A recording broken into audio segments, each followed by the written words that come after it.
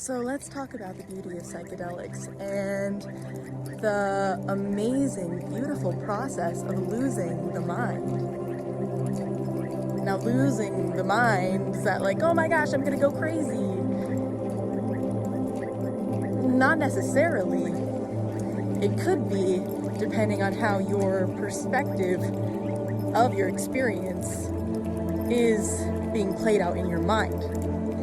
So losing the mind is really just losing the ego and letting your energies align and letting your truth bubble to the surface in whatever way you view your truth bubbling to the surface and what your truth is. Maybe the amount of shame and guilt that's behind unachieved desires, like you're too late to do something, like I should have done this earlier, or I'll never be able to do that, or just writing yourself a story that maybe used to be true in the past, but why does that still have to be the story? Imagine your life like a book, and the story just keeps going downhill or going in a loop. It's not really a full story. You're just letting yourself stay in the opening of the story, get to the middle part of the story, and then close out the story. But no one's going to close out the story for you. So losing the mind can be very powerful for speaking your truth as well and allowing that truth to come to the surface.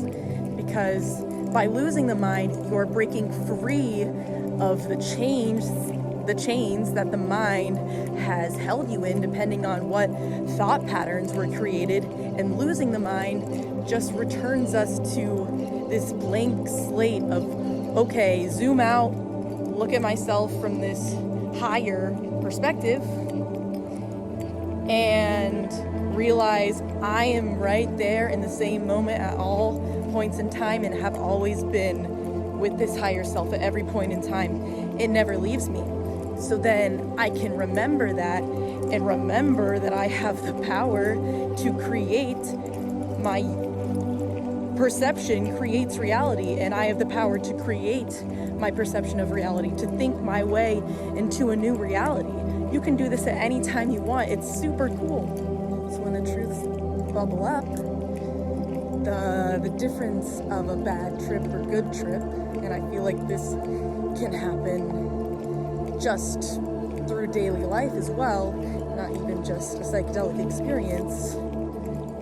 And I believe you can also achieve psychedelic experience through breath work and depending on events and situation, and it's all different. Everyone's different, but we're in the same consciousness.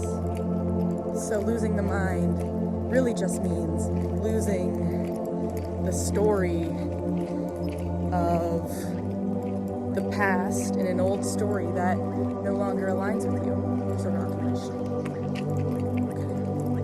Okay. And now I forgot what I was saying. So if your perspective on losing your mind is that I'm going to lose control of myself, control of my thoughts, losing control, and it feels scary.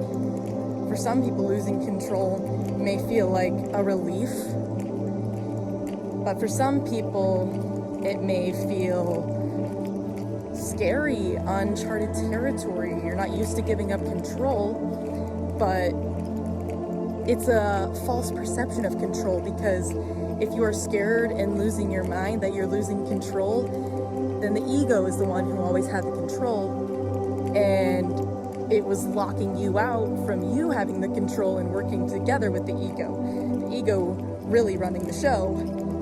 So in a way that you think that you can't flip your perspective into a positive view of this experience, that it would be positive to lose this grip on the mind and to let the ego die, that it can be celebrated to let the ego die.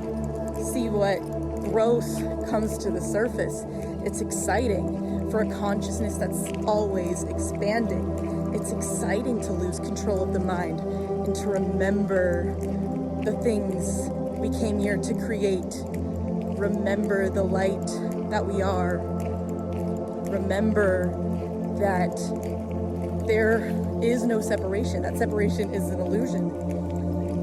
You are always talking to mirrors and learning more about yourself, learning all these aspects. So to use every experience with the reflections of you, other people in your life, and to use these experiences not to lock you in to the ego is trying to always, and the mind is always trying to write up the story and find evidence based on the story that you are feeding it. If the story that you're feeding yourself is, I'm not good enough, I am not worthy, I don't believe in myself to pursue my dreams, your external reality is going to manifest in all these things that support the evidence that is supporting the story that you're giving. So you think you have this story because you're looking around at your external reality and thinking, well, yeah, I don't like this. I don't feel good about it. This is how my life is, and I don't like it. Okay, change it. You can change it. It's okay. It's never too late to realize that you have the power, and it's not your fault that you forgot. It happens to everyone. That's what we're here to learn and connect and grow this consciousness and this universe into the best, most fulfilling, creative, exciting experience that we can have. So to worry about little things that come up are just attracting in more experiences that are going to give you this worry to confirm, yes, this worry is real, I should keep feeling worried. I don't know why, but I've been feeling worried, and this is the way my reality looks, and things look worrying. But that's because your perception has been in worry mode, so that's what you're attracting in. If you just let that one worry go and just be curious about the thing that is causing you to worry, or the event or person that's causing you this emotion, and think, what is the root of this emotion that I'm feeling? Now that we've backed up from the emotion and don't feel so reactive towards it and not so judgmental towards it, we can be curious about why this is coming up and why worry has grown to be a safer state of being, because we've been stuck in this loop for a long time, and it's what we feel most comfortable with. The stagnancy, you can want to change it, but it feels so comfortable, so the mind doesn't want to change it. And to lose control of the story that, oh, I've been stuck in this loop and I'm stagnant, and you're just attracting in more stagnancy than that. See it differently. See it the way it is in the future, because you know you can get it to that way. Of course you can achieve whatever you think. That's the way the universe is designed. You don't have to know how you're going to do it. You just got to think of it being done and believe that you can do it, and believe and stay present and aware of your belief that you can achieve this goal and this dream. And slowly, step by step, the dream is achieved, and you can reach bigger and bigger and bigger. It's not just this one dream. You can constantly dream new dreams and change and experiment and grow. That's the point.